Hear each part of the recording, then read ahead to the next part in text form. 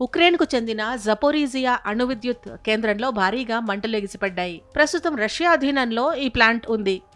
అయితే ఈ ప్లాంట్లో మాస్కో దళాలే పేలుళ్లకు పాల్పడ్డాయని ఉక్రెయిన్ అధ్యక్షుడు జెలెన్స్కీ ఆరోపించారు.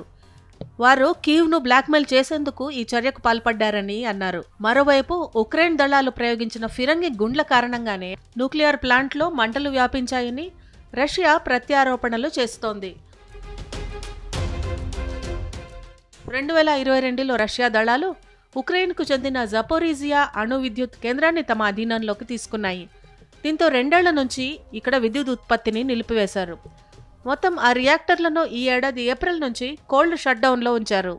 తాజాగా ఈ ప్లాంట్ కూలింగ్ టవర్పై జరిగిన డ్రోన్ దాడిని అంతర్జాతీయ అణుశక్తి సంస్థ నిపుణులు ఎక్స్లో బయటపెట్టారు.